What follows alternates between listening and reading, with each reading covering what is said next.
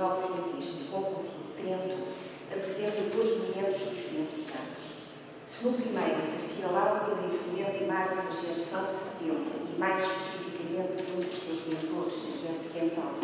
se assiste a um claro ataque à influência critéria desse episódio da história da Igreja como uma das três causas de decadência dos povos peninsulares, no segundo, aquilo que se reporta à contemporaneidade, é possível matizar essa leitura literária do concílio e substituir a visão negativa por uma imagem marcadamente oposta. A reflexão que aqui proponho não pretende veicular a tese que a literatura portuguesa contemporânea, em sua globalidade, concorre para metamorfosear a visão da anticlerical geração de 70, tanto mais que o Concílio de Trento não é um motivo privilegiado na ficção portuguesa atual. Pretende isso sim mostrar que a narrativa portuguesa contemporânea não se adeia totalmente desse acontecimento e procura ver nele, ao invés da tendência da segunda metade do século XIX, um facto crucial nas suas motivações evangelizadoras, na promoção da fé cristã em contextos de avanço do protestantismo. Por razões de economia temporal, fixarei a minha análise no romance histórico de 1986, A Casa de Pó, de Fernando Campos, e incluirei ainda umas brevíssimas considerações sobre um texto já deste século, A Viagem do Elefante, de José Saramago. Ponto 2. De 800 para a contemporaneidade, verifica-se uma mudança no que respeita à imagem do Concílio de Trento. Quando, em 27 de maio de 1871, Antero Quental profere a célebre Conferência Democrática do Casino Lisboense, causas de decadência dos povos peninsulares nos últimos 3 séculos, o Concílio de Trento é sujeito a uma cáustica reflexão acerca da sua natureza proibitiva e fortemente restritiva. Na visão luterana, o Concílio pretendia não só apelar inflexivelmente o comportamento dos fiéis, como ainda estabelecer uma distinção entre catolicismo, apresentada como uma instituição que vive do dogma e da disciplina criadora desse terror invisível que paira sobre a sociedade, ou seja, a Inquisição, e, do outro lado, o cristianismo, qualificado como um sentimento que vive de fé. Antero defende que a transformação do catolicismo pelo Concílio de Trento representa uma causa moral crucial para explicar a decadência da Península e eu aprofundei esta ideia numa afirmação que cito. A liberdade moral, apelando para o exame e a consciência individual, é rigorosamente o oposto do Concílio de Trento, para quem a razão humana e o pensamento livre são um crime contra Deus. E conclui, em plena sintonia com os ideais anticlericais da geração de 70, fazendo um apelo. Oponhamos ao catolicismo não uma diferença ou uma filiação, mas a ardente afirmação da alma nova, a consciência livre, a contemplação direta do divino pelo humano, a filosofia, a ciência e a crença no progresso, na renovação incessante da humanidade pelos recursos do seu pensamento, sempre inspirado. Fim de citação. Como é sabido, destas posições encontramos um claro eco literário no romance querosiano de 1880, O Crime do Padre Amaro,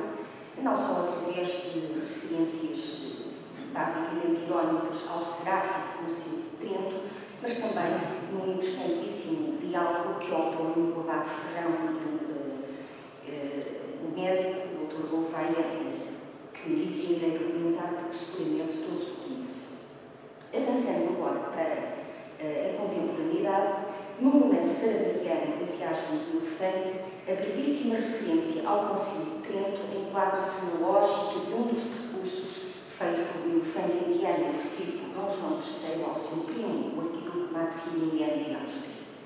A referência ao Concílio é basicamente histórica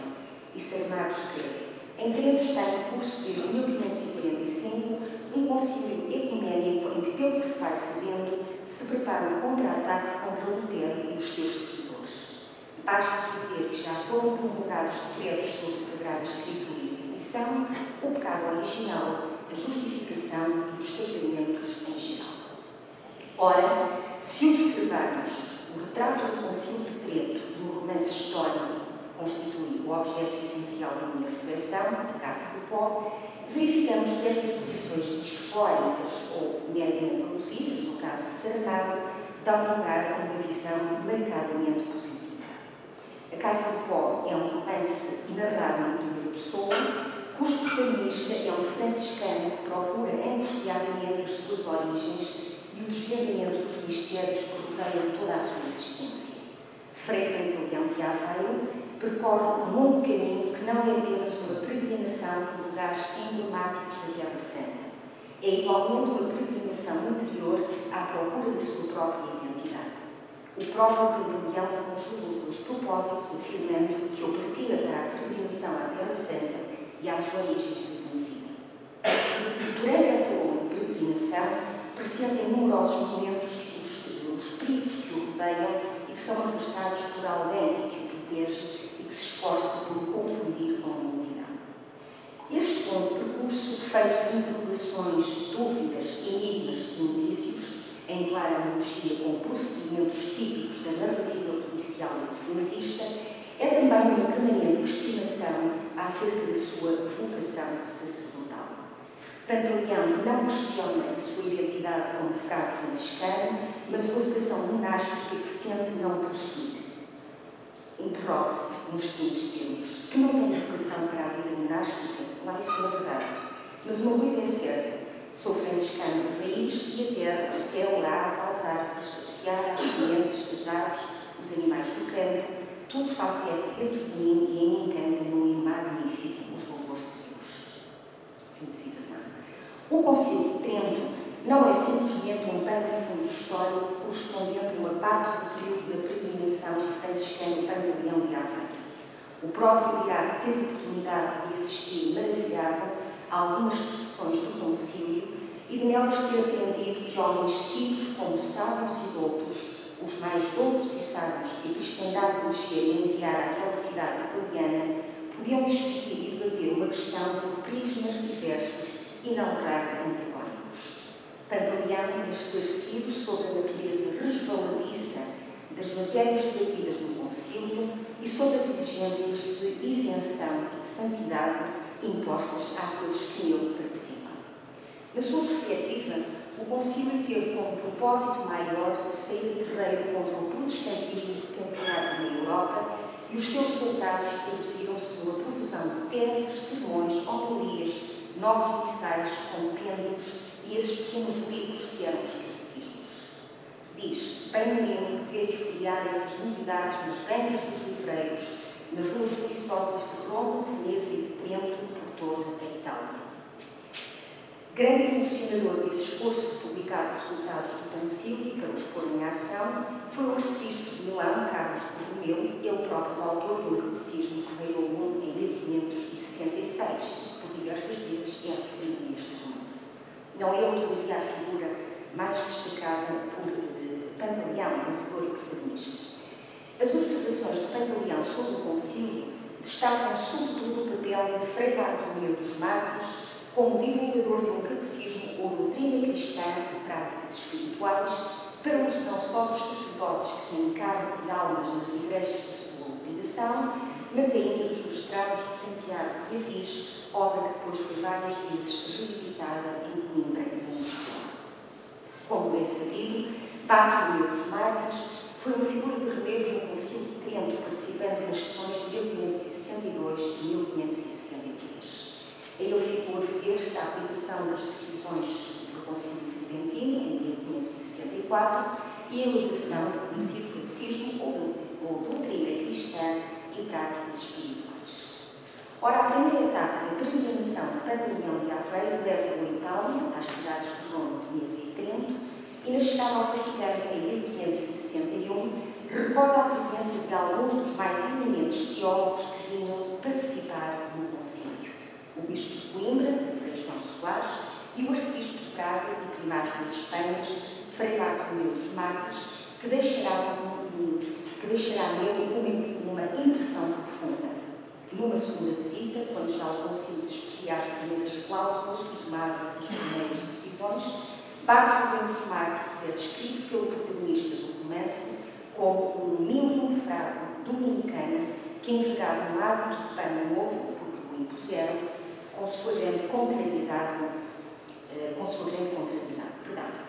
O arcebispo, por humildade, só gostava de trazer roupas velhas e tossadas e, quando lhe ofereciam algum pano novo, lhe chamava a socar um alfaiate seu conhecido e mandava-lhe fazer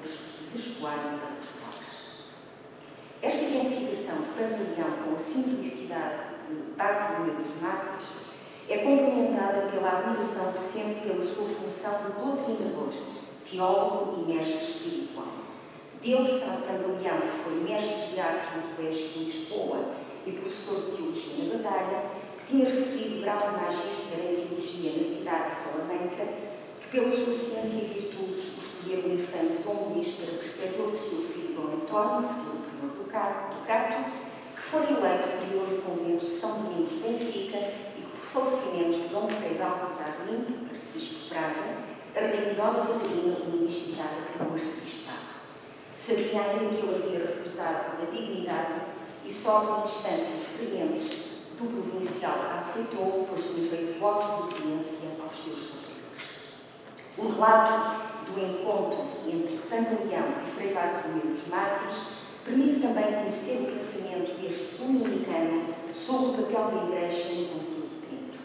Conhecido pela sua rude frontalidade, ter-se-á pronunciado durante o concílio sobre a necessidade de reforma dos cardeais ou nas suas conversas com o Papa sobre a pompa que se rodeava à Igreja. Mas se à primeira vista, para quem não o conhecesse, escreve Pantaleão, parecia esquivo e intratável, no entanto, conversado, ninguém era mais branco, mais chão, mais facilmente humano e cristão. Os valores do concílio são objeto de diversas reflexões ao longo do romance. Em Nicósia, para dar apenas um exemplo, Pantaleão observa a particularidade das igrejas ortodoxas gregas a expor imagens que não são estátuas, mas representações dos santos em pintura, de selagem ou mosaicos, a que se chamam ícones, e conclui que estes são os vestígios de uma antiquíssima querela que, de disputa teológica nos primeiros tempos da Igreja, passou a problema de culto, com implicações políticas e sociais, monta nos séculos VIII e IX. A Igreja, que sempre soube manter um sensato equilíbrio, assim como condenava a idolatria, não pôde deixar de condenar no segundo concílio de Niceia dos iconoclastas. Uma semelhante condenação, agora desta vez contra os protestantes que faziam renascer a questão, saiu já do concílio de Trento. Termino com uma brevíssima consideração acerca da presença do concílio de Trento neste romance. Se entre os séculos XI e XIII se assistiu a uma profunda intensificação das peregrinações cristãs, o início da era moderna foi, pelo contrário, marcado por uma contestação radical do movimento de peregrinação. Por isso mesmo, o Concílio de Trento elaborou normas que procuraram incutir nos peregrinos a consciência da espiritualidade da sua deslocação, afastando os elementos populares e carregados de superstição, tradições acumuladas em séculos de viagens, e realçando a exigência de purificação interior, meditação e sacrifício que a deslocação aos lugares eleitos deveria produzir. Esta consciência está bem presente no espírito do peregrino Pantaleão de Aveiro e a sua viagem espiritual à Terra Santa é também um esforço permanente para incutir tal espírito aos que o acompanham. Nos 5 anos da sua peregrinação, ocupa um lugar muito significativo a reflexão sobre o Concílio de Trento e, em jeito de brevíssima conclusão, direi que o protagonista e ele retém é o desafio que este acontecimento representou na promoção da fé cristã em contexto histórico marcado pelo avanço do protestantismo e por outros conflitos religiosos. Não é por acaso que Pantaleão refere sistematicamente a preocupação evangelizadora e que associa essa preocupação evangelizadora